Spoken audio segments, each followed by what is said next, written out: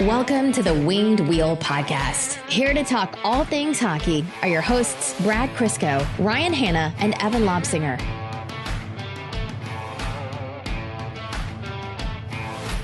At the risk of sounding, like Detroit sports fans are too high on our own supply, it really feels like every single Detroit sports team that pops off becomes America's team. First the Lions and everyone getting behind Dan Campbell, and that was... I still feel like there's a lot of energy there. But with the Tigers, like going on that insane run and then beating the Houston Astros in Houston, sweeping them, like the Cinderella story and beating the Astros, America's behind the Tigers. The world is behind the Tigers, some are saying. Any team that beats the Astros is going to get that push, and then you look at the 0.2% playoff odds, and that absolutely cements it. I scared the life out of Mel and the Dogs when the winning pitch came through in the first game. And then today, Mel ran into the room saying, "Go Tigers," and then gave me this shirt, which I have to keep away from Tully because he turned my only Tigers hat into now a Tigers rally hat, so that can never be cleaned. But still, Detroit sportsman. Okay, so we actually have to open the show by saying Arber Xhekaj, like Scarlett Johansson. And we had to do some convincing because Brad's like, he's Swedish. It's Johansson. And I got it wrong for a long time. Arber Xhekaj. And your, way to make that work, Brad, what nickname did you give him? If he's Johansson, he's Black Widow. I'm down with that. We'll just refer to him as his new superhero nickname. Fine with me. Anyhow, with apologies to Arber Xhekaj and in celebration of those gritty Tigs, folks, welcome to the Winged Wheel Podcast, here to talk to you about all things Detroit Red Wings hockey, the world of the NHL, and lots more. I'm one of your hosts, Ryan Hanna. I'm Brad Crisco. And I'm Evan. On this episode of the Winged Wheel Podcast, we're here to talk to you about a lot of different things. First off, Detroit's preseason games, results, but more importantly, takeaways from those games, how Nate Danielson, Michael Brandsegg-Nygard, Ville Husso, Marco Kasper, and others have stood out. Updates on the Red Wings as they've slightly reduced their roster and are looking forward to the rest of the preseason and what's upcoming for them. We'll get into the 64 million reasons why, or maybe a little bit less than that, Jeremy Swayman should be playing for the Bruins right now, according to Cam Neely, and that whole saga, which is deeply entertaining. We'll get into our Central Division preview, and then, the preseason mayhem going across the NHL right now, and whatever other NHL news we have time for before overtime.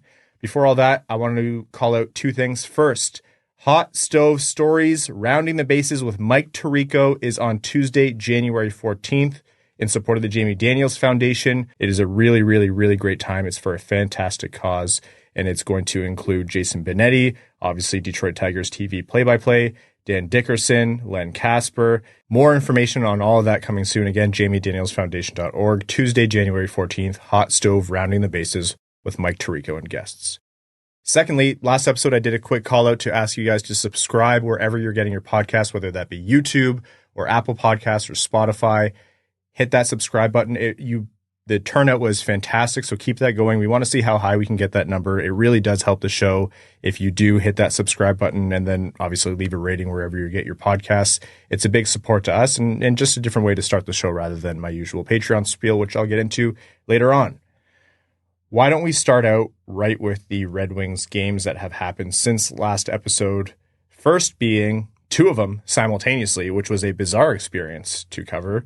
You had essentially the A squad at home against the Pittsburgh Penguins, and then you had the B squad on the road against the Buffalo Sabres. Both of them losses. 5-1 to the Penguins, which was not pretty. Lucas Raymond on the power play was the only real highlight there for Detroit. Other than that, it just wasn't a good showing at all. And then the road game was a much closer affair with, a goal from Michael Brandsegg-Nygard, a excellent goal from Elmer Soderblom, who battled through two guys and buried one, William Lagesson, and then all of a sudden Consta Helenius finishes it in overtime. Not a lot of great takeaways from those games. I think, the NBN goal, Soderblom showing himself. I think Soderblom has continued to keep himself just in the periphery of those conversations. I don't think he's in anywhere close to that upper tier of guys who are fighting for a roster spot, but enough so people don't forget him. And the hardcore Elmer Soderblom truthers are getting on our case for why aren't you talking about him making the team. So the discussion is still there, but any kind of concerns or anything to come away from that 5-1 home loss against the Penguins with essentially Detroit's squad out there? Is it time to panic? Since we're not in Toronto, no, it is not. It's a preseason game. Most of these guys are just getting up to speed, cruising around. Not that they're giving zero effort, but they're definitely not up to regular season speed. It is a little disheartening to see that poor of an effort, but you had a weaker Pittsburgh squad coming in. A lot of guys on that team with something to prove. It's actually surprisingly normal for the B squads of a lot of preseason teams to beat the A squads of a lot of preseason teams just because of motivation. And then really the fun takeaway was the next game against Pittsburgh, which was on the road. Couple of great goals, a much tighter affair. Ville Husso stopping a ton of shots, stopped 43 shots in that game, which, I mean, we're going to talk about this, but Ville Husso's not making this an easy conversation for the Red Wings. I'm not sure that they were looking for an easy answer. Obviously, they want him to do well, but it would have been mighty convenient. And that's a strong showing for a guy who hadn't played in a long time. So 43 saves for him, and then 2 really nice goals. First, Amadeus Lombardi cuts to the middle and roofs one. Strong play from him. And we said last episode, this looks like a guy who, if he continues on his path and can get up to NHL strength and physicality and that kind of endurance, it looks like he has all the skill to make this team in future years.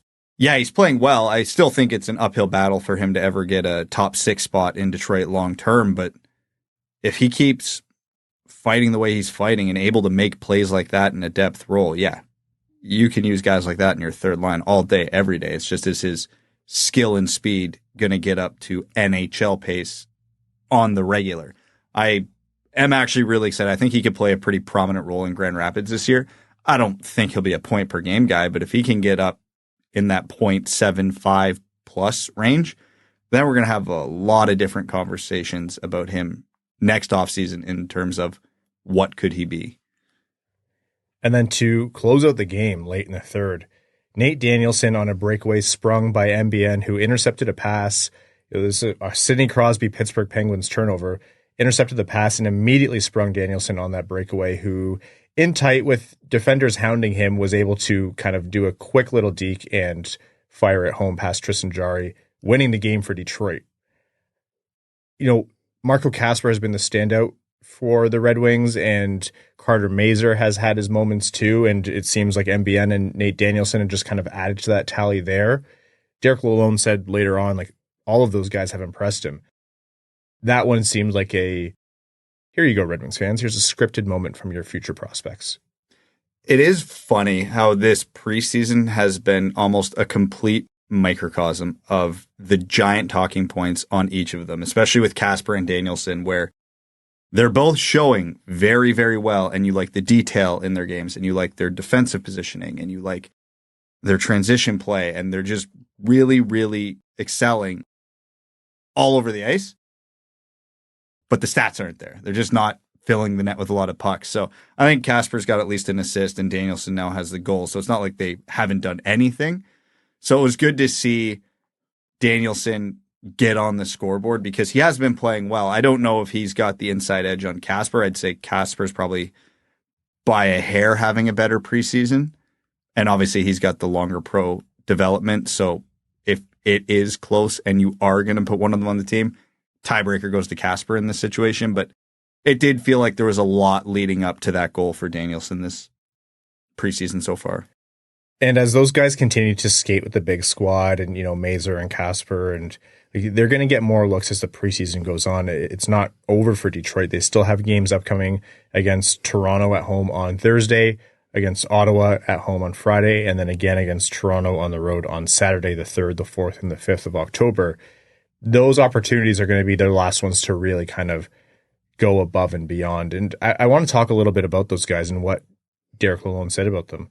Like, it's only a good thing that they've all impressed and that nobody has kind of fallen out of favor, and there's no real concern so far of, oh, they should have been having a way better preseason. Although it does a little bit feel like, and this is the most likely outcome in my mind, it does feel like they're all doing really well, but like you said, Brad, not, you know, head and shoulders above any of the others. It's almost like trying to go 3 wide into 1 doorway, and because of that, they're all likely to just hang in Grand Rapids to start. It's very possible. And again, the defense and goaltending situation, what Detroit decides to do there could go a long way in determining what happens to them, because they've all been very good. I don't know if they've been so good that we're having the Lucas Raymond preseason conversation where he walked onto that preseason squad, kicked down the front door and said, I'm not leaving. I don't think we're talking that level of preseason. What's fascinating in my mind, and it's a hard conversation to have, you know who all 3 of them have definitely been better than? Berggren. And that might be what gets them on this roster. Because again, after what happened last year, we know the Red Wings aren't over the moon with Berggren. Otherwise, he would have been a full-time Red Wing last year. And his contract went down to the last day and all that stuff. He's fighting an uphill battle, fairly or unfairly. You can decide that. But they've been better. They've been more noticeable. They've been more complete 200 players across the board, all 4 of them. And I'm not even saying Berggren's been bad. I haven't watched Berggren and went, wow, what an absolute liability. But I haven't noticed him all that much. Now, again, these guys are playing more, getting more prominent roles, yada, yada, yada, because of what the team wants to see out of them. But when they get the chance, they're popping. And I can't say the same for him outside of a couple shifts. Yeah, it's unfortunate when you get into these kind of tight margins where you're talking about like one spot maybe, or a spot that might exist depending on what they do with the goalies, or depending on if they waive Hall or whatever, because I shouldn't say it shouldn't. It's the NHL. There should be competition, and being good often isn't good enough. That's what breeds being the best league in hockey. I maintain that. But it's tough because if you're Berggren and, you know, your ramp up to getting to NHL speed is just different than those guys, and you're getting different opportunities, sometimes it feels like it's coming at his expense, but that's kind of the name of the game. It's not guaranteed to go down that way. You don't know what roster moves are still going to come, and we still haven't honestly paid enough service to the Auston Watson probability. It's still a thing. And so I don't know. I think you're right in that if they are going to make it, that seems like the most likely path. There are a lot of ways this can shake out in terms of those roster moves, which might open a door that we don't see yet. But at the end of the day, the Red Wings have an option that they're very, very fine with, which is send them down to Grand Rapids, have them thrive.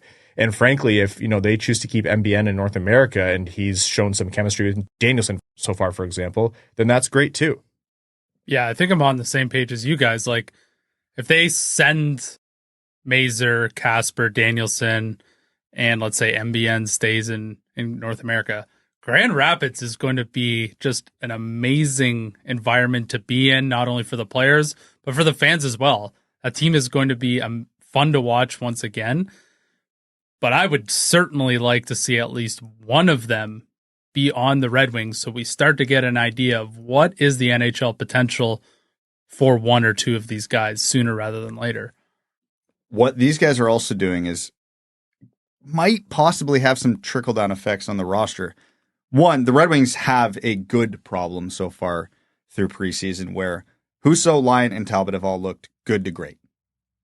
None of them have basically played their way off the team and made that 3-goalie conversation easier. I really have a tough time seeing an NHL team not carry a spare forward, that 13th forward. Now that could be Auston Watson. I think the play of these 3 might screw over Justin Hall the most, because they might have to send him down to Grand Rapids. And you mean leading Red Wings in game score last night, Justin Hall? Hey, I'm not saying he's been bad. He's a perfectly serviceable bottom pair defenseman. We went over this a million times. The Red Wings have 6 perfectly serviceable bottom pair defensemen. Johansson isn't going to clear waivers. They're not going to send Mata down. They're not sending Gustafsson down. Like, he's the odd man out if they decide to go with 7D. And with the way the goalies are playing and the way these 3 are playing, I have a tough time finding a good argument to not keep one of them up. It's really interesting because I always thought, players would play bad and they would make the decision easier. But it feels like it's sort of the inverse right now. We've got 3 goalies that are all sort of playing well. So that makes the decision on what to do with them a little bit. Maybe it makes it easier in terms of maybe a trade partner becomes more readily available. But it feels like I have more questions than answers based on preseason so far. Forgetting what it's like to be a good team with. Oh, I didn't say that. No, but seriously, like when we say good problem to have, we also mean it's not really been a problem in previous years. Like everyone playing well, and thus it's a tough decision. When has that been the case over the past 10 years? We've always had at least 3 forwards on the roster that were ready to punt to the moon at any given moment. And there's not one of the 12 forwards we're talking about right now ahead of these guys that I would be happy is off the team. I like all of them for the roles that they are cast in. Would we like the 12-man forward group to be better than they are? Yeah, but there's no one guy who's an individual problem here, like we have had time and time again, and dozens upon dozens of them over the last decade. So I bring up Berggren not because he'd be my first guy that I'd punt off the team, but because I know that's how the organization's probably looking at this. And the role he plays is probably the role one of these 3 can most easily fit. My preference right now, with that understanding, is on opening night, Berggren might be the 13th forward. He might be the healthy scratch. Kasper's in the lineup. Justin Hall's in the minors, and they're still trying to figure out what to do with 3 goalies. This is why I don't understand the current, I don't even know what to call it, sort of the diplomacy loading. Go ahead. I don't really understand the flirtatious nature of the Auston Watson PTO, because they've already got, and this is nothing against Auston Watson, but the Red Wings got a guy like him in Tyler Mott already. And Michael Rasmussen and Andrew Kopp and Christian Fischer and Joe Veleno. Yeah. So I don't understand what the attraction is when we are heavily invested in bringing up the floor and finding out what Berggren might have left in the tank at the NHL level, what any of the guys from Grand Rapids might have in the tank at the NHL level. So I know everybody says, well, you can't put them on the 4th line. It's like, well, let me tell you, we've got 5 guys who we can put there instead. I get that, but what I will contend is they don't see Watson so much as they see Mott. They see Watson as hey, other teams in this division have a Arber Xhekaj, they have a Brady Tkachuk, they have the NHL is tilting back towards, right or not, these teams have mean players and we might need one of our own. And look, I love Rassen. When he has crazy eyes, it's actually genuinely scary, but he's not the same as the Auston Watson types. Yeah, I mean, the Sens have a bunch of guys who fit that bill. Montreal has Arber Xhekaj. Can you just pull up both those teams' injury reports quickly just to see how we're going to get into that. What is going on? Like, you look at teams who go out and sign a Ryan Reeves or an Auston Watson, and you go look at the detrimental effects it's had on the team. It's usually pretty substantial. And we talked about it so long in the offseason and even over the last year that I don't want to go too deep in it again today because we've went so deep on it before. How much easier is it to put Nate Danielson and Carter Mazur on this roster next year if Marco Kasper's a year deep into his NHL career? You're not bringing up 3 at once. You're bringing up 1 now, 2 later, MBN the year after that. You have to get all 4 of those guys a roster spot eventually, and the further down the path you go, the harder it is to bring in rookies because the expectation for your team is higher. Again, I'm not saying you're wrong about Auston Watson, and I'm not even saying Auston Watson's that much worse than a Tyler Mott or a Andrew Kopp or a Christian Fischer. But big picture, there's no good argument to have him on this roster instead of Marco Kasper or Nate Danielson or Carter Mazur. Because, as Evan properly alluded to, Auston Watson serves a role. That's right. You got a gold star from Brad. Auston Watson serves a role. There's 5 other guys that can do the same thing. Michael Rasmussen's 6'1,000,000. If he punches someone in the face hard enough, message sent. People forget the days that Moritz Seider was, becoming a feared name. Not that he plays the Arber Xhekaj style of aggression, but he was surprising people with his physicality, I should put it. So you don't need to have a bunch of mutants, but you definitely need some team toughness. And I understand Auston Watson provides that. But is that really worth it when you've kind of pigeonholed yourself into tough roster decisions? Yeah, let's send the prospects back a year because Austin Watson needs to lose 6 fights this year. Like, I get the sentiment, but Hey, and you guys know me. Say the line. I love violence. Looks at the camera. Clip it. I get what you're saying. What I'll push back on is, like, I think you're running too far down that lane in this hypothetical, because I think the lane for Watson to make this team is, hey, Danielson, Kasper, Mazur, they were all good, not fantastic. It still makes most sense to start the season, send it back to Grand Rapids. There's no way this team is going to be this healthy again this year. A spot is going to open up. We're going to make a move between the goalies and Hall and what else might come of the roster. And then Kasper first man up, for example. Yeah, and Watson can hold that press box 13th forward. If Watson's getting in 1 out of 6 games or whatever, we don't blink about it. If Marco Kasper's in Detroit, but he's playing every 1 out of 6 games, then, that's annoying and you're pissed and you're saying, well, what's the point of this? So to me, that's his lane in. And then when Kasper or Mazur eventually makes the team and they're like, oh yeah, by the way, I'm not leaving. And Derek Lalonde and Steve Yzerman are like, yeah, this guy's not leaving. And then Watson gets waived and it's a wazzy, it's a woozy, it's over. Yeah, no, I absolutely get what you're saying. And I'm not going to panic if how I'm laying things out doesn't happen opening night. Again, I'm going to go with Halloween as my benchmark. But the grand scheme is one of these guys needs to play close to a full season. You're right. Odds are the injury bug's going to happen. And one of these guys is going to come up. And yeah, there's no sense in putting them in the press box. Again, based on what we've seen and heard from the organization, management and coaching, I'm on this hypothetical. I'm going with Kasper being the guy who's on the team. He's not going to sit in the press box. Not that often. It's probably going to be Berggren. And I don't love that either, but again, I don't think Berggren's going to be a long-term cornerstone of this team like these other 3 guys might be, 4 if you want to include MBN, but I don't think he's much in the conversation for the roster this season. Big picture is Austin Watson is not worth a spot over one of these guys under any circumstance, full stop. Even if over the preseason they don't wow you and it's better to send them to Grand Rapids. That would be true, but they have wowed us.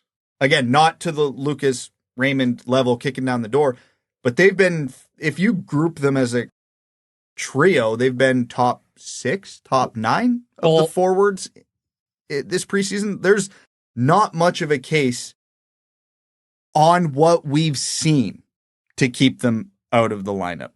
Obviously, we know there's cap implications, there's waiver implications, there's a lot of other things that factor into this decision without going into the boring details of it.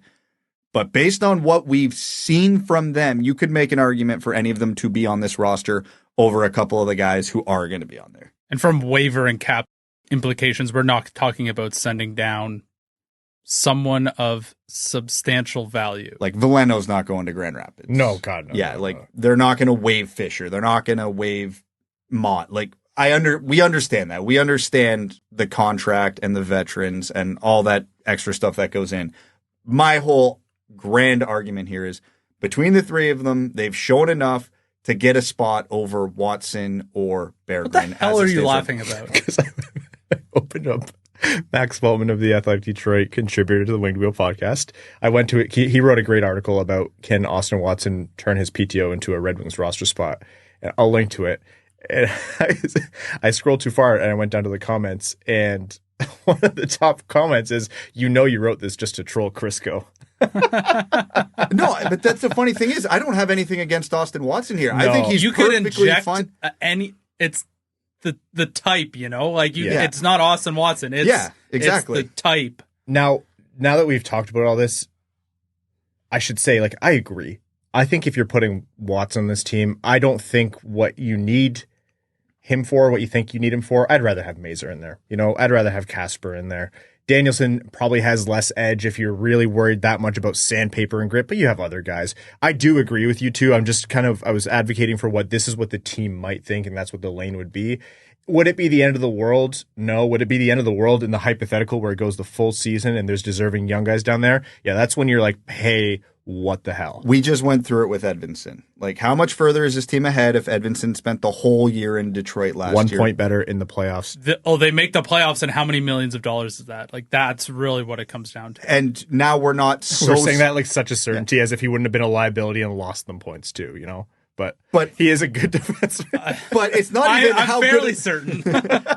It's not even about how good of a rookie season would he have by his own standards. Who would he have been playing in place of would have got them that extra point. But also, now all of a sudden, we're not having all these, skittish conversations about, can you play Johansson this much if you're playing Edvinsson this much, who are both essentially rookies, because Edvinsson, we would have a really good idea of what he's going to be this year, so you're less worried about the other down the lineup decisions. Same thing with the forward group. If Kasper and Mazur and Danielson don't play this year, we're having this whole same conversation with forwards next year, and we're another year behind in development. And I know I hate going into this conversation over and over and over again, but it's a fantastic problem that we're having this conversation again, because they've shown they should be in the NHL. You could make an argument. All three of them are NHL players today. Yeah, there is absolutely value to a guy like Danielson, who's only played a couple games of pro. Go get a pro season in. Then we'll talk about the NHL. Refine your game, figure out the details, get some production. A-okay. Mazur's played a full season of pro, and Kasper's the big one because he's played 3 seasons of pro. The next step for him is the NHL. So, again, it's going to be easier next summer to argue to get Mazur and Danielson on the roster if Kasper has played a full season or close to a full season. Again, if we're sitting here and they recall him at Halloween, fine. If we're sitting here at New Year's and he hasn't been called up, it's a problem.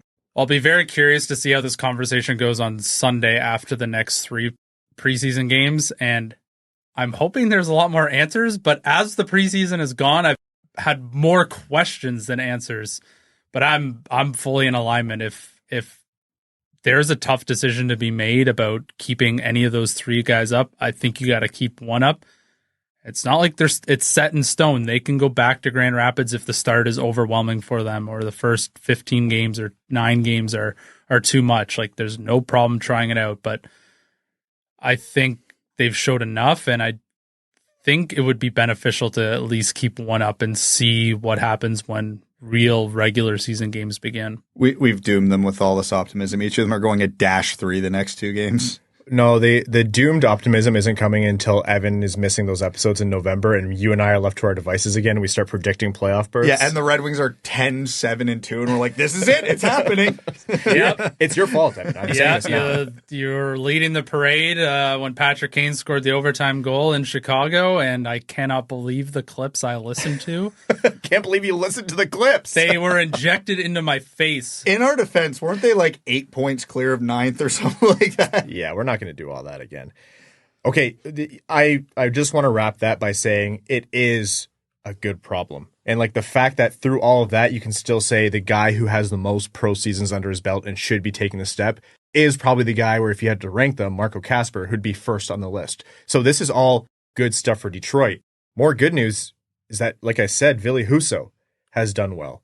And this goaltending job, as Derek Lalonde said, is wide open. So, upcoming, they have Cam Talbot is going to play the entire game Thursday, and Alex Lyon's going to play the whole game Friday, and Ville Husso already had a massive 40-plus save performance. Detroit's not locked into a bad decision here where they're having to get rid of, potentially their best goalie of the preseason just because he has the most movable contract. No, they're going to have options here. And who knows? Like, you never know what happens with Ville Husso this season. He could turn it around and all of a sudden be viable as a 1A, 1B. He could turn around and get, interest from another team, say Boston, who wants a goalie that they can take on for a year and who can do well in a tandem there, because Korpisalo's not going to carry Boston to the playoffs, although that would be very funny for Ottawa. Good problems is the theme so far for Detroit. A quick update. Ahead of those 3 games, the Red Wings did do a little bit of a roster contraction today. So Alex Chiasson was released from his PTO, and so that professional tryout is over. And Emmett Finnie was released back to Kamloops of the WHL. He has 1 more year to play there before he's AHL eligible through both playing 4 seasons and his age 20 years. So Emmett Finney, I think kudos to him for even putting himself on the radar. And I look forward to future seasons of him kind of making some noise and potentially being... For a 7th round pick, I thought he was quite noticeable. Yeah, absolutely. Yeah, he's already well outperformed his draft slot. Still an uphill battle to become a regular on the Red Wings, but yeah, a 7th round pick who's getting this much attention is always a win. Coming in for his 4th season in the WHL too, like he should go do well there and then be ready to step right into Grand Rapids. And also it's funny, speaking of the good problems along the bottom of the roster, we're less than 2 years removed from Alex Chiasson being a revelation on the Red Wings power play. Look, man. Time moves fast. Every year we look back at like 3 years previous and we're like, oh, wow, we were really hounding for scraps. And it just happens year after year after year. We're going to laugh at ourselves when we look back at old episodes like, oh my God, we were talking about Alex Chiasson on the power play. And whether we were talking about whether Austin Watson should have a roster spot off of PTO instead of, what line do we put MacKinnon and McDavid on? Do we keep them? No, I'm getting too crazy here. Okay. We are going to come back with a lot of different NHL news to talk about, including our Central Division preview and Jeremy Swayman, as I alluded to. But first, a word from the sponsors of the Winged Wheel podcast. This episode of the Winged Wheel podcast is proudly brought to you by Labatt Blue Light. Created in 1983, this premium light Canadian Pilsner is a delicately balanced beer brewed with Cascade hops and a blend of malt. It's fresh, crisp, and brewed to the highest quality standards. There's a little bit of Canadian kindness in every sip of Labatt Blue Light. How did it get in there? They're Canadian. That's how. You can spread the love yourself by sharing a Labatt. And when you do share a Labatt, you're not just sharing a beer. You're sharing an experience that'll pair with anything from hockey to a hoedown. So next time you're watching hockey with your buds, be sure to share a Labatt because while you might not all root for the same team, although we on this podcast do hope you're rooting for Detroit, you can all enjoy a Labatt Blue Light. We honestly love going to games in Detroit and seeing Labatt being the beer that fans clamor for all over the arena. It's a reliable beer, and it's great to have in your hand when celebrating a goal. So head to the link in the description of this episode or the one you see on your screen to find Labatt in stores near you today. You must be 21 or older, and as always, enjoy responsibly. I can think of 64 million different reasons why I'd be playing right now. What is with this preseason and just having so much incredible content for fans of neutral status? Like if you're not a Bruins fan, or if you're not a Leafs or a Sens or a Habs fan, you were just having the best time. You were just that gif of the 2 Survivor contestants with looks of shock and horror and the guy with the evil grin in the background just enjoying himself. That's all of us right now watching this. What was that commercial? No drama, just hockey? No soap operas. I think it's the opposite. A little bit of hockey with lots of drama. All of this, and the documentary is not even out. 2 more days until that drops. That's all this is. It's subconscious marketing to get everybody marketing. In the mood for some behind-the-scenes TV shows. Can you imagine the NHL, like the worst? The NHL's professional... not smart enough to no, do that. But they were so bad, but all of a sudden they went from 0 to like S-tier guerrilla marketers. Can you imagine that's what they pulled off here? That would be the greatest dupe of 2024. Jeremy Swayman, who went through arbitration, it was publicly known that he was not a fan of that process. What, player is. The fact that he is this far into the preseason with no contract as an RFA with the Boston Bruins, who got rid of Linus Ullmark because they needed to trade him before he changed his no-trade list, and gave Jeremy Swayman all the leverage because they don't want to be a bad team, and he is their number 1 goalie and the only one they have to lean on. And he wouldn't take, what were their initial offers? I believe it was 4 by 6.25, which even if you think he's too inexperienced, that is insultingly low for Jeremy Swayman. As soon as he saw that, he probably was like, all right, get the shovels out because this is trench warfare. 100%. And the fact that you come out with that after the arbitration process, like you got to read the room a little bit. I'm not even disagreeing with the Boston Bruins analysis of this guy doesn't have enough experience to warrant the 8 years, 9.5 or whatever he wants plus, but you can't come in with a Facebook marketplace lowball like that. And then I think they got to 8 times 6.5. It was reported. All of this is happening kind of publicly, kind of not. And then there's a press conference where Cam Neely gives us I personally have $64 million different reasons why I'd be playing right now or whatever it was, implying that there's a $64 million offer, an 8x8 offer on the table. But then there wasn't. The kicker was there was not one on the table. The agent, Louis Gross, comes out and puts out a statement to say, this was surprising to hear because there was never an offer amounting to that number, given to us. What an absolute joke. Now, what I think happened here is probably somewhere in the middle, because a lot of Boston fans will tell you, and fans of other teams, because Louis Gross has represented players who have taken it down to the wire as RFAs before. This is his MO. They'll say he's not exactly he's out here to get his clients the most money, and sometimes the truth gets fudged a little bit. And maybe that's true, but it was also reported that the highest number that was actually offered was an 8 times 7.8, which is, 62.4 million. Just doesn't roll off the tongue as nicely, I guess, if you're Cam Neely. I wouldn't be surprised if they talked about the concept of what it would take to get to 8x8 and they just never hammered out the details or said, we're only doing that if you drop this clause or whatever it was. But if you are the Boston Bruins and you didn't have that on the table before that press conference, look, man, I know we're very pro player here, but you can't be saying that. I mean, they should, because it's very funny. Oh, it's hilarious. It's hilarious. Yeah, what a joke of a situation in every possible definition of the word. I can't help but picture in my head Jeremy Jacobs behind the curtain as Cam Neely's going on that rant, just yelling, kick his ass, Seabass. and then he just goes in on him. Yeah, what else can you say about this? It's hilarious. You lose your leverage by trading your Vezina Trophy winning goaltender. The process drags on this deep into training camp, and then you go out there. Whether it's true or not, it doesn't matter. You don't say that publicly. They could have offered him 9x9, 10x10, doesn't matter. You don't say that. It's negotiating in bad faith. It's turning the fan base on the guy you want to be your franchise goalie. I agree with the one thing you said. I understand why Boston's a little hesitant to give him long term. He's never played 60 plus games in a season, which if you're paying a guy $9 million a year, you want to be sure he can play 60 games a season. So it's not like they don't have a leg to stand on. But when has negotiating through the media ever gone well? With a player who is one at a position where you don't have, there's no goalie depth like center depth. You used to have it, then you traded him.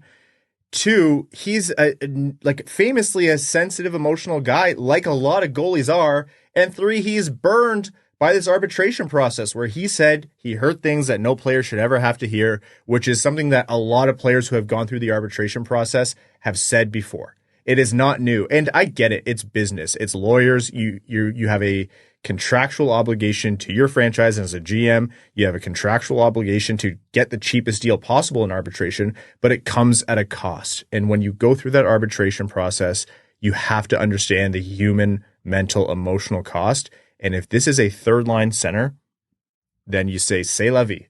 The Red Wings said, c'est la vie to Tyler Bertuzzi, a top 6 player, not long after his arbitration. When it's your decision to make him a number 1 goalie, when it's that guy, you got to put the little kid baby gloves on and be a little more gentle with him. And if you think that's not right, then you got to trade him. And I would not be surprised if Jeremy Swayman is leaning trade right now. And you know what the Bruins lost with that statement? Even more leverage, because how absolutely thrilled do you think Louis Gross was to put that last line in that statement? We'll take a couple days to see where we go from here. Boom. Now trade threat is on the table. Even more leverage for Jeremy Swayman in these negotiations. Well, we talk about the preseason, paints the clearer picture. Well, the regular season's coming up. And what happens to the Boston Bruins if Jeremy Swayman isn't signed in the first 5-10 games is going to be comical at an epic proportion. They're just trying to goad me into betting against them again. This is the ultimate prank. Okay. This is the ultimate prank. This is all about me. 2 things here. 1, man, Jonas Korpisalo has so much money over his head right now based on how he plays in the first couple weeks of the season. And 2, I'm not falling for it because this is another one of those, how are the Bruins going to wriggle their way out of this? And then they wriggle their way out of it. Well, nevertheless, I'm not going through that again. One of these decades, Boston's going to fall off. Is it this decade or the next? They claimed goaltender Jiri Patera from Vancouver, which is like, some might say, oh, that's nothing. That's just insurance in case they start the season. That's also a statement in the negotiation process, too. Yeah, they can fire that guy into the sun. Yeah. The dust settles on the Jeremy Swayman contract. Well, they've already announced Korpisalo as the opening night starter. That ship has sailed. Soap operas, just hockey. So what happens? Okay, let's say Boston Bruins go 8-2 in the first 10 games. What happens? What if they go 2-8? Those are, as much as you can't extrapolate 8-year contracts based on 10-game stretches, I fully believe that would hugely push. First of all, we're talking about, if this is Utah, it's different. We're talking about Boston and Boston sports fans. The city might burn. Yes. That team's not getting any younger. That's the thing. This season is firmly in their window. So you are right. You don't make 8-year decisions based off of 10 games. But this season matters to them a lot. Fully agree, yeah. And if Sweeney's a good GM, those 10 games will mean nothing. But again, if they're 2-8 and Korpisalo has an 889, they're going to be making some panic decisions. And Swayman's going to be happy to kick his feet up and say, I am not budging off my demand. You meet it or I'm going to sit here till November 30th. I think Fried reported that his initial ask was, Vasilevsky 8 times 9.5 thereabouts. Which is a little insane. He's not Vasilevsky. Right. The cap has gone up quite a bit. And so by percentage of cap, he's not asking to be Vasilevsky, right? That's fair, but still. Also, if Boston has come up to 8, if that's not enough, he thinks, maybe high 8s, 9 would get there. And that leads me into, I don't want to talk about whether Boston should or shouldn't do that because I think, Swayman has a leverage to ask for that, but whether Boston should do that is a different question. We said trade. The Red Wings have, and bear with me here, they have 2 talented goalies of the future. They have a goalie with a lot of money right now that's only for 1 year, and they have to solve a goalie problem. Do you even consider a trade here where, you would have to imagine one of Kosa or Augustine goes back the other way, and then you probably ask Boston to take on Ville Husso's contract. Is that even remotely in the cards for the Red Wings? Like by remotely, do you mean 2% or 10%? Because I think 2%, sure, it makes sense. But where I fall on this, nobody knows this goalie better than Boston. And they're not willing to take a $9+ million gamble on a goalie who's never played 60-ish games in a season. If you're the Red Wings, it makes even less sense to take that gamble. If we were sitting here without Kosa and Augustine waiting in the weeds, then it's a different conversation. But the fact that the Red Wings have what looks to be an okay plan themselves doesn't mean they have to go make a panic move and pay this guy $9.5 million, forego the first few years of, let's say it's Kosa's contract in the NHL where he's making nothing and giving you adequate goaltending, and then his first contract probably won't be $9.5 million. Not to mention you'd have to do a lot of cap surgery to even fit that in. Exactly. I understand the sentiment, but from a practical standpoint, it doesn't make a lot of sense. What if Ottawa's interested? It's actually it's so stupid, but everything this preseason is so stupid that, yeah, why not, man? Do you imagine they reunite Swayman and Ullmark in Ottawa in division after giving Boston Korpisalo? Give it to me. What would be funnier if they reunited Ullmark and Swayman or traded Ullmark for Swayman? I hope Amazon never turned those cameras off and they've been rolling for this entire process. I hope they have 3 cameras in every room of Cam Neely's and Jeremy Swayman's houses. It's crazy, man. Now, just for the sake of it, we've come out very, how is Boston handling it this way? this was a mistake, blah, blah, blah. If they get Jeremy Swayman in here and they get him at a good number, then it'll all work out for them. And we have egg on our face betting against Boston, which is, I think, tradition. I never said I was betting against them. Right. I do get Jeremy Swayman and his agents move here. This is less about his performance, because Boston's right. He doesn't have the track record. He doesn't have the pedigree. But as we've said multiple times, Boston handed him all the leverage. And you know what? You see GMs grind RFAs time and time again. The Detroit Red Wings know that full well as Steve Yzerman. And if you have the leverage, you have to use it. And this is just the inverse. And it's kind of funny to see teams act a bit offended when that happens. But if you're going to hand this guy at that position who has succeeded for you in the past all that leverage, you can't be surprised when they have a good agent who earns them some extra money and hurts you a little bit. And the goalie market has been grossly undervalued forever. Remember how disgusted everybody was when Bobrovsky got a $10 million contract or the Carey Price contract? I think Jeremy Swayman is very much trying to set the market and help push it forward because goalies have been traditionally underpaid forever. Somewhere I just heard Prashanth scream a little bit. In a good way or a bad way? In a way where he wouldn't want to pay Jeremy Swayman $9.5 million. I actually don't know his opinion on that, but I remember I got yelled at when I was talking about Shesterkin. So. Does anybody care about Bobrovsky's contract now that they've won a Stanley Cup? No, but if he didn't, they would. Okay, well, they did. That's a great point. I can't argue that. Thank you, Boston, which I don't say that a lot, but thank you for giving us this incredible content. What a fantastic time we're all having. I beg of you, please carry this into the season. It's really good stuff. Because if it goes south for you, hysterical, and you help the Red Wings. And if it goes well for you, it's just going to drag this whole thing on even longer. And it might even be funnier because I'm pretty sure I heard from one of the insiders who got the advanced screening of one of the first 2 episodes of the Amazon series. Swayman's in it. My God. Amazing. That's just amazing stuff. Okay.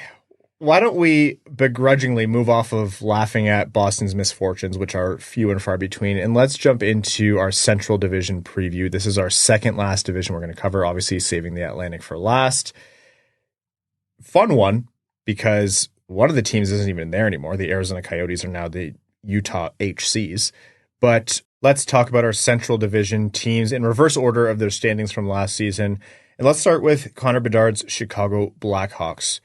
Are they going to take a step this year, or are they going to continue to put it professionally, suck in order to add more talent around Bedard?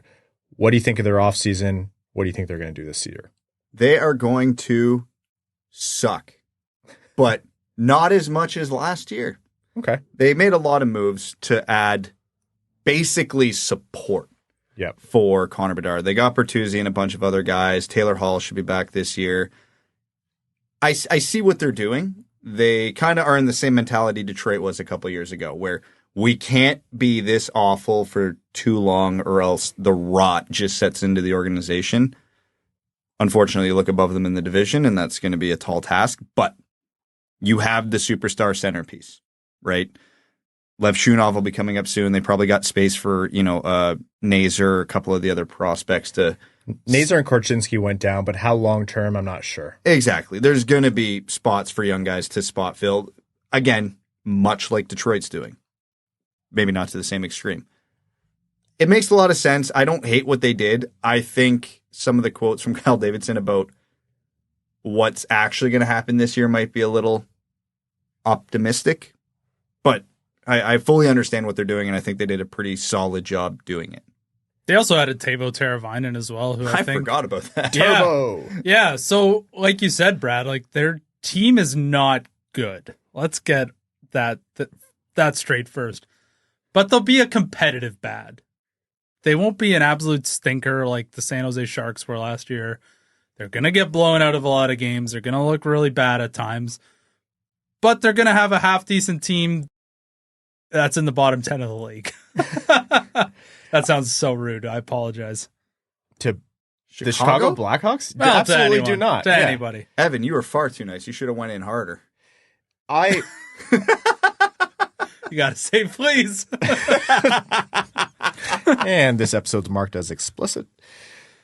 I do have to post that Trouba pulling out clip from a couple holidays ago. Anyhow, with Chicago, it's very funny looking at their lineup and seeing, you're like, oh yeah, Bertuzzi. Oh yeah, Athanasiou. A lot of Red Wings fans thought Bedard might be on the... don't look for too long. I unfortunately do like Kyle Davidson. I am wondering, does Seth Jones ever have a renaissance? I don't know. I'm not really a big believer, but if he does, imagine how far that would go for that team. But yeah, I fully agree with you guys. The formula is you continue to suck because that's just the formula when you're a tanking team, but not so much where you let the rot bake in because you have Connor Bedard and that's going to win you some time back. We can't talk about the Arizona Coyotes because they don't exist, but we can talk about the Utah Hockey Club, soon to be the Utah Yeti or Yetis. And that's a funny team, man. It seemed like in the span of 5 minutes, they redid their entire defense. And, Durzi, Sergachev, Marino, Valimaki, they have Kesselring there, Ingram, Vejmelka, net. I don't how much better is Cooley going to be? This team is interesting and they're going to have a lot of energy and they have an owner who's going to give them great facilities. I kind of am thinking they're a sneaky bet to surprise some teams in the West this year. We've heard of the new coach bump. What's the new city bump look like? Vegas. The rot that had set into that organization should be gone now. It should be a fresh start. Like you said, the defense was overhauled. Ingram and Vejmelka, while not world beaters, are probably a lot better than the average hockey fan would realize. Cooley's going to be another year better. Gunther's going to be another year better. Keller could even still have a bit of room to grow. This team, I don't think they're a playoff team, but they're not the doormat anymore. If you had to pick a team to surprise, really, really, really surprise and make the playoffs, I don't know. If they have hot goaltending, if Ingram is just on fire again, for example, they could be making wild card noise. I could look so stupid 20 games in. Well, we're about to find really what does changing your ownership and your team structure look like as results. We're taking maybe a little bit more seasoned team they've made a lot of NHL additions, but now we're going to a new ownership group who has their shit together and they're asking the questions. What do you guys need in the weight room? What do you need from a dietitian perspective? What do you need just getting from city to city? So we're about to see if that really pays off in wins and losses.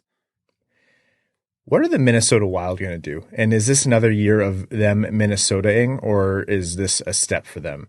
How much do you believe in Faber? How much do you believe in Marco Rossi? Kaprizov? Are they getting lost in the fold again? Let me really go out on a limb here and say I think they're going to finish somewhere between 7 and 10 in the West. I know that's not usual for them, but I think they're right. If there's anything I know about Minnesota, it's average consistency is their MO. Might they make the playoffs? Might they just miss? All possibilities are on the table with this team. I mean, they're solid. There's not a lot I hate about this team, but beyond Kaprizov and Faber, there's not a lot I love about this team. They're just kind of... They're there. Meh. They're the Minnesota Wild. They're the grocery stick of the Western Conference as always. Opportunity for them to make the playoffs in your mind? Yeah, we talked about it a couple episodes ago. The Pacific is horrendous. There's a lot of opportunity in the Central to grab both wildcard spots. I think this is the year. They will never publicly admit it, but once the Parise and Suter buyouts get off the books, I think next year is probably where they really start to look at what they're doing and what the long-term strategy is with that team. Because right now they're kind of pigeonholed based on their salary anchors. That's fair. Okay.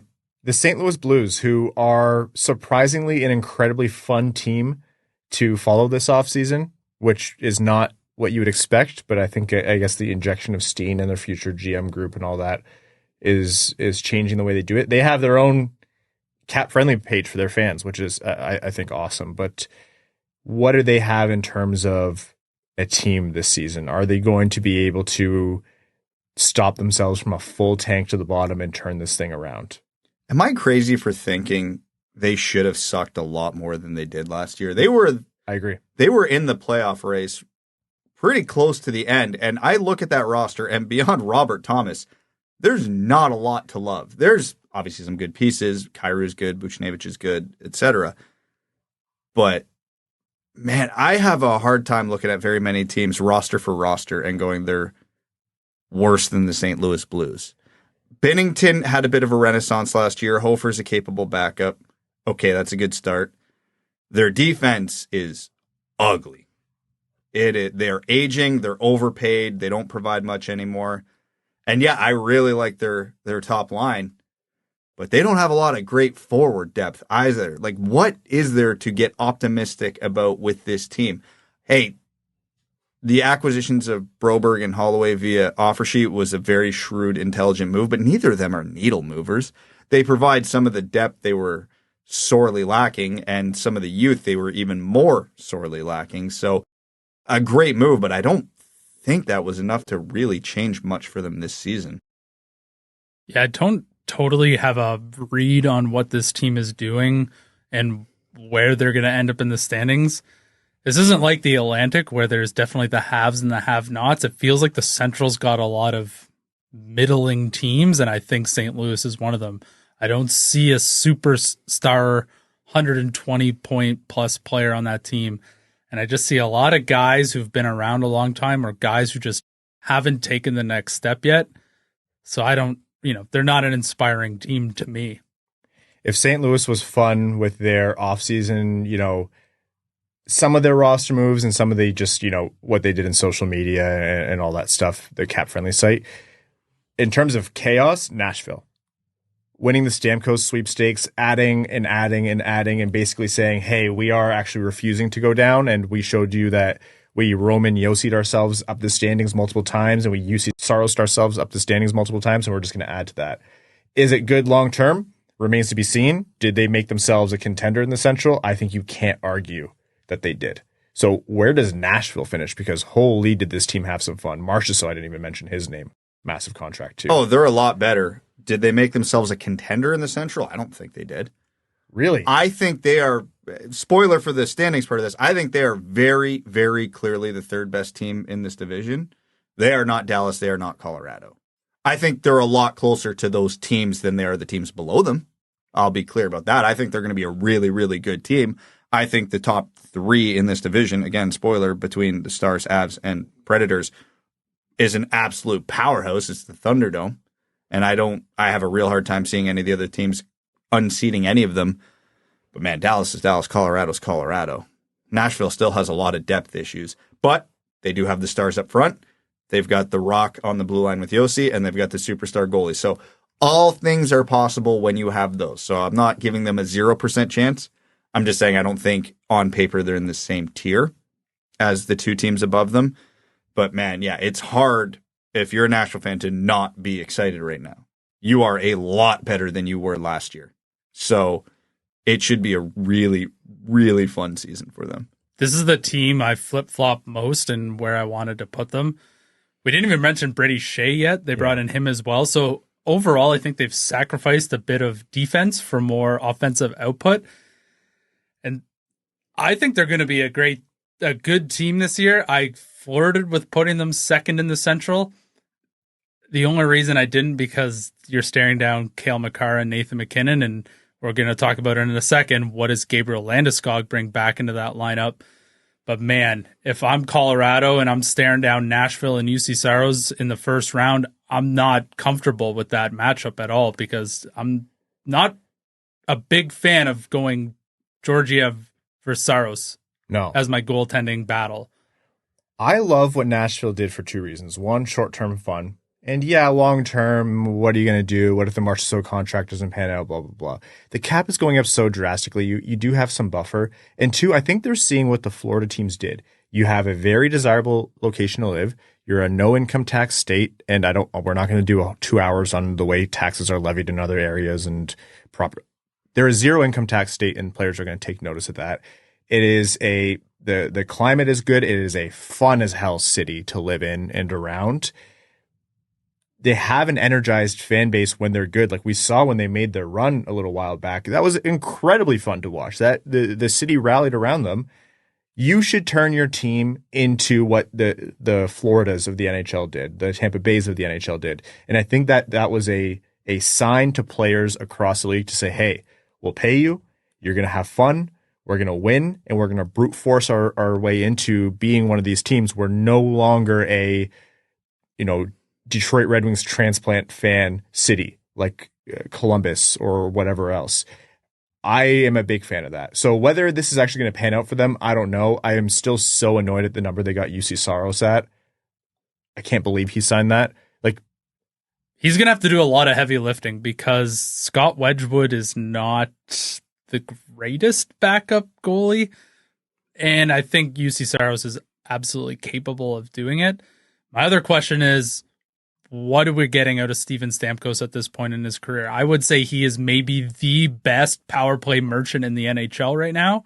They're going to be needing him to play a lot more 5-on-5 and produce more at 5-on-5.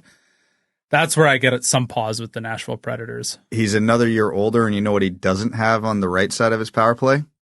Nikita Kucherov.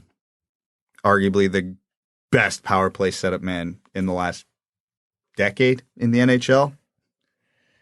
All right, the Colorado Avalanche, who third in the division last year, and you're kind of hard-pressed to see them finish down there again. Do they move up the order? Is goaltending going to hold them back? When you have Nathan MacKinnon and Cale Makar, two of the, at worst, 5 best players on the planet, you're always going to be pretty high up. Rantanen, it seems like he doesn't want the drama, and he's saying, well, no, I'm going to stay on this team. We're going to figure it out, annoyingly. Where do you have Colorado this year? I mean, like you just laid out, there's not much to overthink here. Makar, MacKinnon, Rantanen, Devon Toews, Landeskog coming back. Like, the depth on this team isn't phenomenal, but it almost doesn't matter if those guys are playing 40 minutes a night. You know what I mean?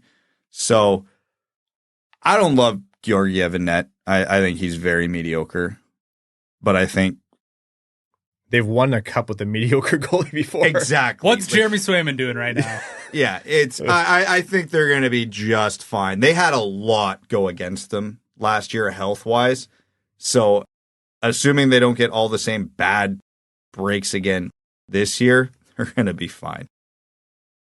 The Georgiev question to me it's the biggest thing that's stood out. But yeah, it's the health ultimately. As long as they can keep their key guys healthy, they're going to be near the top of that division. Are the Winnipeg Jets going to be near the top of the division again? 110 points, shocked everyone last year. Pretty interesting offseason, change of coaching staff. They lost Monahan to Foley. Rucker McGroarty is no longer in the organization. Brossois gone. Nate Schmidt was a big key player for them. Braden Yeager came in, and they have Capo Kakinen, I think, is their other goaltender. The Perfetti contract was figured out. Scheifele, Connor, Ehlers, Velarde, Perfetti, is that enough up top to keep them going? And with their defense group headed up by Morrissey, Neil Pionk, those guys, can they hang on to potentially a playoff spot? Playoff spot? Yeah. They're not contending for the division this year. I should preface this by saying, under Connor Hellebuck, all things are possible. Yes, they have the old adage. They have the best goalie in the NHL right now, full stop. You have that, you can do anything as long as he can do it. I don't love their roster, but they got a lot of depth, and the defense is solid. I'm not going to call it great, but when you have Hellebuck, solid is generally good enough. I don't see them having the horses in front of Hellebuck to keep up with the 3 teams ahead of them. I wonder what the coaching change is going to do. It seemed like there was a very, the character change in that coaching staff, even though it came internally, it seems like it was very much like we need a change of culture here. And whether that's because how they handled young guys or whatever, it just, Scott Arniel's going to he's going to have to sing a different tune. So we'll see. They surprised us once, so I don't want to pigeonhole them, but they'll have an uphill battle. And then there's obviously the questions of they're always going to be the first team on someone's chopping block if they want to relocate a team in their minds, because they sent out that weird, hey, if you guys don't buy tickets, the Jets are going away again messaging. Last but not least, the annoyingly good Dallas Stars. Jim Nill has done a fantastic job with this team. great contracts. Miro Heiskanen continues to be one of the more underappreciated superstar defensemen in the league. Roope Hintz up top on a great contract. What are they going to do? Lots. On paper, this is probably the most complete team in the league. Stud defenseman in Heiskanen, stud goalie in Oettinger, multiple stud forwards in Robertson, Hintz, etc.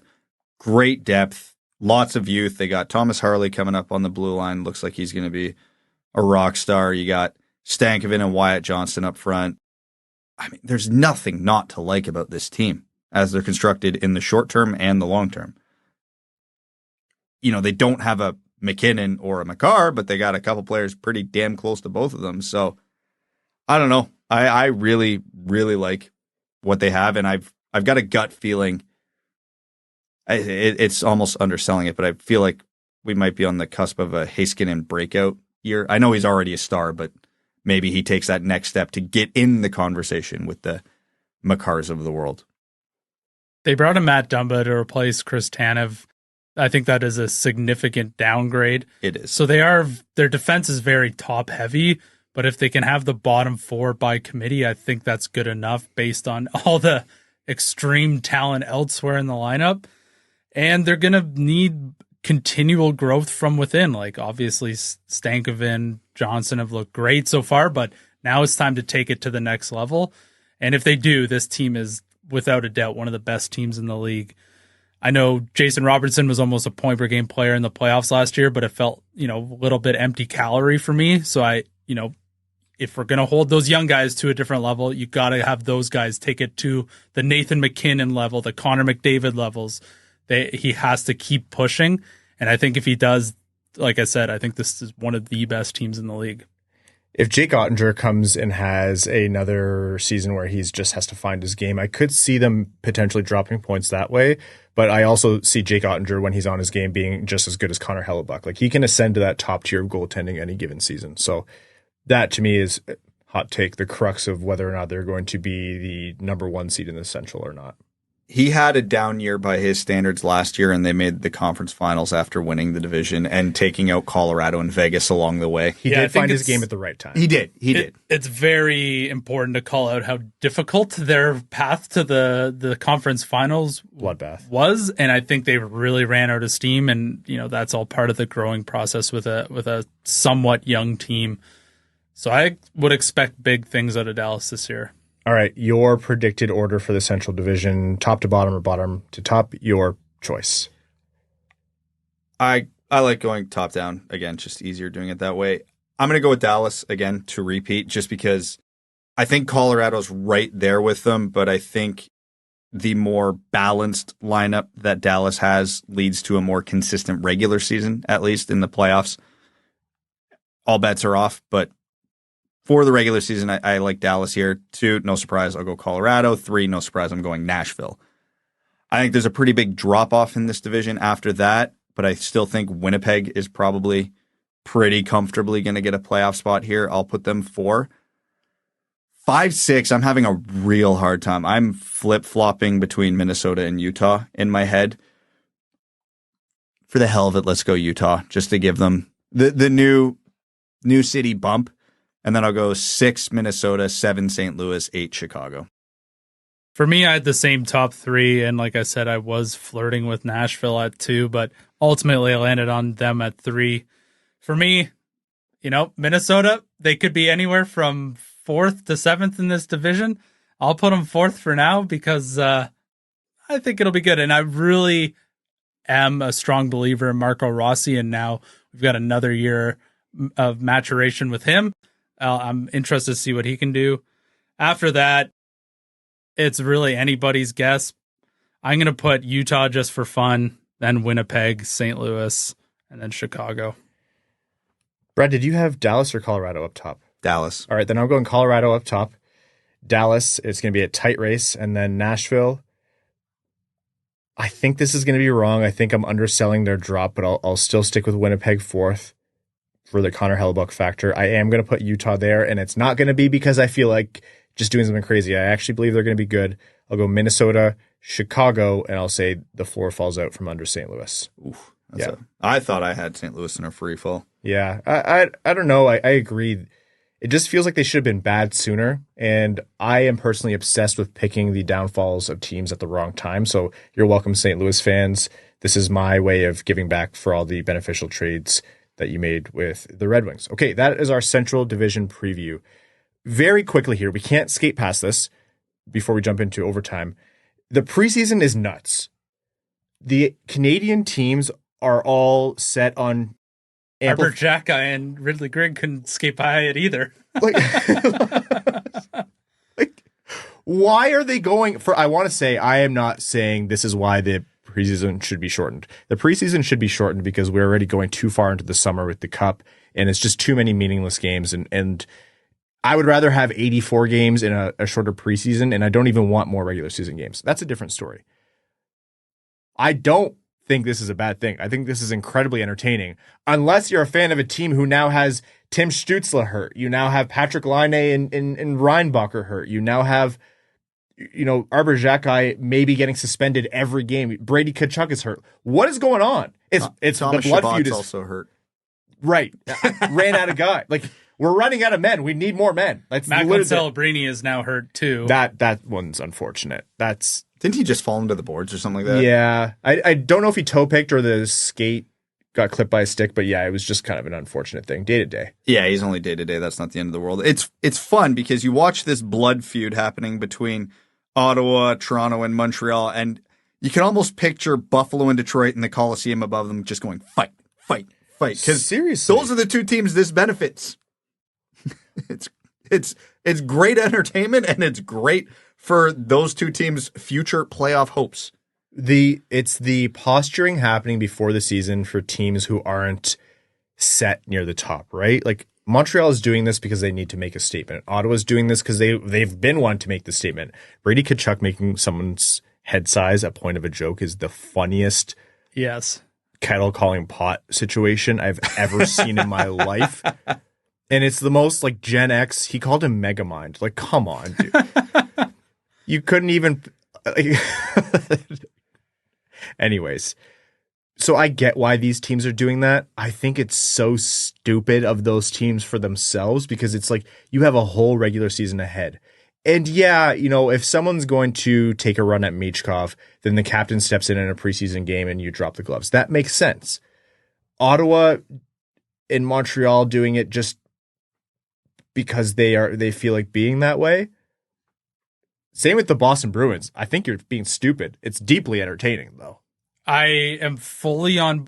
Hey, you already clipped it once. I'm fully on board with the violence and the extracurriculars. And I want more of that at all times. I do, in fact, though, feel bad for guys like Patrick Line, who get ran over by a guy who has no chance on making the Toronto Maple Leafs and now is out long term. I feel bad for guys like David Reinbacher who have a freak accident and now are out long term. So I fully enjoy the chaos that it has been the preseason, but I would like us to meet somewhere in the middle so that, I feel bad for those guys. I don't feel bad for Montreal, but I feel bad that those outcomes in those situations are occurring. It's preseason. I always think like whenever those injuries happen, you're like, it's just not worth it. You can't stop them from happening. Preseason injuries are always going to be the case. But to me, when you get like the escalations of like, okay, the Ridley Grigg hit and then Arber Xhekaj takes a run at Stützle, which on a different camera angle, you saw that it was blindside, but he didn't actually hit his head. Stützle's stick just hit his own face. Like all that's just like, and then Brady Tkachuk gets hurt fighting. Like all that's just, that to me is like, you can't burn your season like that. It's fun in the moment and there are times to make a statement, but for the preseason, it's like, thanks for the laugh. We do appreciate the fun watch. This is the most notable preseason I've ever remembered as long as we've been covering the sport, but does it make sense for these teams? No. But yeah, Buffalo and Detroit having a great time. I am very much a big fan of their low event affairs with Pittsburgh and I'm sure Toronto. We are talking Red Wings injury into existence right now, right? Got to get Marco Kasper on the team somehow. No, Brad. No, because you know damn well how that's going to happen. Yeah, it'll be Kane or Raymond or Larkin. We know exactly how the universe will troll with us on this one. I'm not saying it. Don't even play them the rest of the preseason. I've said enough as is. Isn't that the truth? Let's jump into overtime. We've said enough as is. Overtime is brought to you by our Patreon supporters. Folks, patreon.com/wingedwheelpodcast if you want to support the show. You get access to benefits like our ticket giveaways. We give away 2 tickets to every Detroit Red Wings home game, including the home opener. Our Patreon supporters have a form that they can enter on our Patreon page where they indicate what games they want to be eligible for. And we do a draw for every game, the vast majority going directly to our Patreon supporters, and that runs all season long. This is our 3rd season doing it. You also get access to our Patreon exclusive Discord community, which is a fantastic community. Additionally, you get access to our bonus overtime episodes and any bonus content that we put out there, whether it be hockey related or otherwise. We have some fun stuff in the works. There's a ton of other benefits. So again, patreon.com/wingedwheelpodcast if you want to support the show. Questions from our patrons. Matthew Lynch says everybody is talking about Kasper and Danielson, deservingly so. But if we're being unbiased, I would say Soderblom looked the most poised out of everyone last night against the Penguins. Calm, collected, and smooth. I wonder if he's a player who shines through. Thoughts on Soderblom this preseason? I'll politely disagree. I'm not disagreeing with what you're saying in how Soderblom's been playing. He's been calm, smooth, all the things. I just haven't seen the dynamic element out of him. Yeah, he outmuscled the guy in the breakaway in Buffalo, which was great. But if he's going to beat out one of those other guys, he's got to be noticeably better than them. And I don't even think he's been plainly better than them. Like, can he acquit himself well enough to be a call-up in the event where you know you just need a guy for a few games, or you don't want to split up, you know, the dynamic chemistry that the young guys have in Grand Rapids? Sure. But the reason everyone's talking about, you know, the trio plus MBN right now is because they have more promise down the road. We don't know fully what Elmer Soderblom can be in the NHL right now, but we have a really good idea, you know? And you hate to pigeonhole the guy, but unless something changes drastically over a larger sample size, he's not going to pull himself back into that conversation. It's not over for him by any means. I wouldn't be surprised if we see him in games this year at some point. It could happen, but the organization's getting deeper and more talented, and fair or not, him having had his shot does put him down the order a little bit. They'll have to kind of cycle through before they get back to him again. This one from PWHL Detroit says, out of curiosity, how do NHL players get paid? Do they get a lump sum of whatever their yearly is? Are they cashing out unhinged paychecks every 2 weeks? Do they get paid by game? Thanks, boys. So if they have a signing bonus in their contract, they get that at the start of the season, July 1st often, and they get paid every 2 weeks. And if you have a 2-way contract... They're just like us. Just don't look at this. Well, okay, you maybe. When we look at the size of the paycheck. I don't have that many commas. Yeah, when Cam Neely said 64 million reasons, Evan went, that's it? But yeah, they get paid every 2 weeks. There's per diems and things like that for road games, and all that's kind of built into the CBA and contracts and stuff. But yeah, and then if they have a 2-way contract, it's prorated based on, you know, how much time they were technically in the AHL versus the NHL, and then that's where it gets very complicated. Jeremy Dahl says, Ryan, how is Abby doing? She's good. Thank you for asking. We're balancing her insulin dose pretty well right now. Her blood sugar's been at a good point for a few days. We did have a pretty scary day on Monday where we were like, oh my God, this could be it. But it turns out she was just very sore from playing a lot the day before. Because who hasn't been like that? She very much was channeling her inner Evan. But yeah, she's doing good. Thank you for asking. Hockey-related question. My dad is always yelling at the team to play the body, not the puck, when they're checking the other team. So why do so few hockey players do that? Or is my dad wrong? Is that less effective? Depends on the situation, and it depends on the personnel. If Lucas Raymond's going in and forechecking on Arber Xhekaj, yeah, playing the body there is not going to do anything. That's just the reality of it. He'll swat him away like a fly. Where it's beneficial is when you get on the cycle, or you get in those slower paced, gritty situations. Yeah, playing the body's probably going to be a good call because the offensive player is not in a great position to make a dynamic play. Anything with speed, if you overplay the body, you get absolutely torched, and then you throw yourself out of position and you're way worse off than you started. And generally speaking, hockey players are idiots.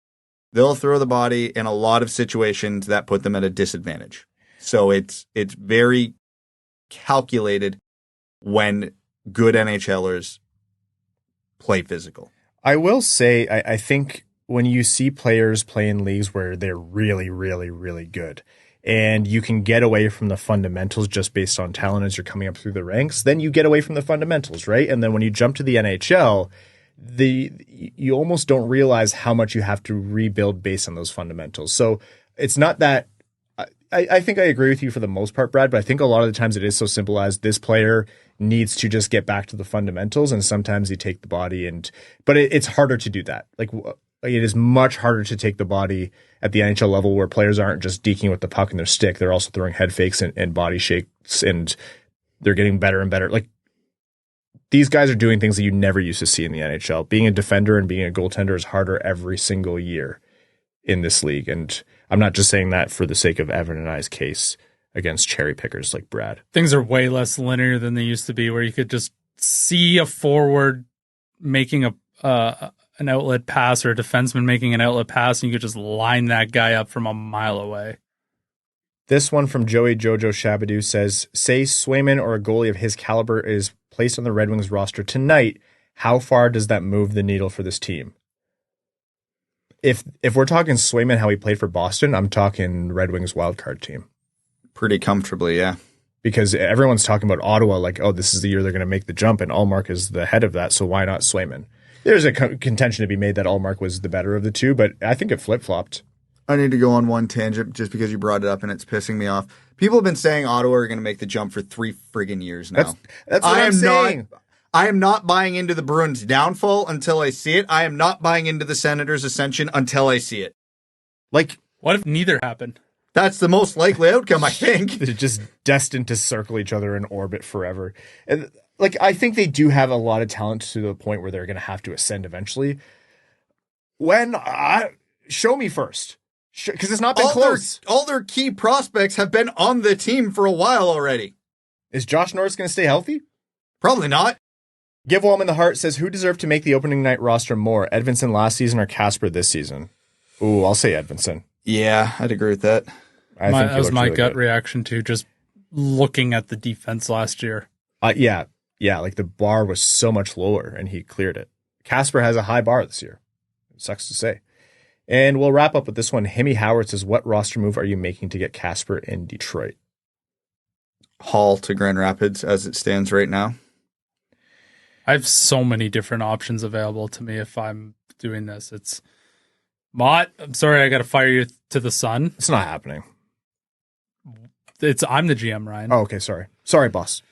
Austin Watson, thank you so much. I'm good. Justin Hall, thank you so much. I'm also good. Well, Austin Watson doesn't make any space for you, though. True, but I've made my decision. Sorry, I'm going to pull you off this point here. If you're GM, do you hire Brad and I? No. Do you hire me? No. You paused for a second, so I'll take that. I thought this was maybe a trick question. No. Yeah, Hall is the easy one. I still, I get it. It's an embarrassment of riches, kinda in the most midway with your goalies. If you've played fantasy football, it's like having 3 really good QBs, none of them being superstars, and no one wants to make a trade for your QBs, and you hang on to them for so long, and one of them ends up being a dud, and ends up getting hurt, and then you're stuck having wasted that roster spot, and you missed a great waiver claim earlier in the year because you're hanging on to that great QB that you were going to turn into something later on. The Red Wings did that last year, and I just don't want to see them do it again. That's my personal take, and so I like Lyon. I think Cam Talbot will be good, and if Ville Husso gets back to form, great. Then between the 3 of them, they should be able to make up an 82-game season, but I don't want it to be 3 of them. I think you have too many talented young forwards, and I think I would like to see the ability to carry these guys and cycle them in at the very least one of them. It sucks, but I think the goalie is the move that's even more preferable to waiving Hall, which I think you got to do anyways. Okay, we're going to wrap up this episode of the Winged Wheel Podcast. Next episode is the Atlantic Division preview. We have a great guest for you on that episode. We'll see what happens with the next 3 Red Wings preseason games. Folks, Patreon.com/wingedwheelpodcast. The bonus content that's on for you right there is our bonus overtime episodes from every episode that we record. So we're going to answer all the other questions and tell stories, have fun, let loose. We also have some bonus content in the form of our last 2 Winged Wheel podcast nights, one with Dan Watson and Matt Luff in the Grand Rapids Griffins in Grand Rapids, one from our Winged Wheel podcast night in partnership with the Detroit Red Wings. So much other content is coming as well. Again, patreon.com/wingedwheelpodcast. And if you want to support the show, but Patreon's not for you, what I said at the top of the show, hit subscribe wherever you're getting your podcasts, YouTube, Spotify, Apple Podcasts. It makes a big difference when you hit subscribe. Leave us a rating. Also really helps us out. The thumbs up on YouTube, all of that is a big, big help. And tell a friend about the show. We'd like to thank the sponsors of this episode of the Winged Wheel Podcast, and to all of our Patreon supporters. We could not do this without you, especially our name level supporters on Patreon. Arjun Shankar, Yves Bartels on behalf of the Sarah Garon Foundation, Aikfer, Samuel Soderholm, Icon, Alexander Hansen, Victor Zetterberg, Ghost of OSBP, Glenn Brabham, Croner's Left Knee, Ashley Whitehead, Sea Lion, Matthew M. Rice, Admiral Matt S. of the Cheesebag Navy, Carl Brutina Nanaluski, Carl Provi, Citizen High Five, Clip Clop Nene, Connor Scovey, Craig Kibble, Denny's Gamer Girl, Derek Enstam, Cider, Dickens, formerly Marlon Winchester, DJ Denton, Eric Hill, Give Blood, Fight Probert, Goose Looney's Drinking Club, Hockeytown Love, Hockeytown Matt, Hassam Al-Qassem, It's Hockey Time, Hockeytown, Jay Gollum, Jacob Turner, Jeff Pridemore, Jonathan Miller, Kaylin Wood, Marcus, Marty, Matt Keeler, Matt McKay, Michael Edlund, R.A., Raul Pudd, Ryan Britt, Scott Martin, That's What I Appreciates About You, Skeletor, The New Jackson 5 Holes, Wallman's Elite Dancing D, Winged Boogie, Yzerplan Stan, General Andy Bohan of the Cheesebag Army, Sam Bankson, A.A. Ron, A.B., Adam Rose, All Motor No Hands, Ann Stanislavski, Axel Sandy Pelika, Bellingham Acid Balls, Big Sweaty Chungus, Chimkim Nutgets, Commander Ben Barron of the Cheesebag Space Force, Connor Layton, Corey Prida, Darren Fick, Datsukes Dangleberries, Eric Nance, Frank Stanley, Gene Sullivan, Grepsky, Griffey Boy, James Pridemore, Jeremiah Dobo, Jim, J.M. Rhapsody, Joey Jojo Shabadoo, John Evans Derogatory, John Engels, Josh Yelton, Keenan O'Donohue, Brad is Wrong and Plays Like Sprong, Kevin McCracken, Quaz, Les Grossman's Ungodly Firestorm, Linda Hull, Ophelia, Steven, The Hodag, The Hat 123, Trent Thorough, Wings fan in Chi-Town, Wings fan in St. Louis, Scott, and your second favorite patron. Thank you all so very much. Talk to you after the preseason's over. Thanks for tuning in to the Winged Wheel Podcast. Be sure to check out wingedwheelpodcast.com, where you can subscribe to the show on iTunes, Spotify, or wherever you get your podcasts. You'll also find links to other ways to support the show, such as Patreon, official podcast apparel, and more. And don't forget to follow the show on Twitter at Winged Wheel Pod. And of course, the hosts at Brad Crisco, at Ryan Hanna WWP, and at Hockeytown Evan.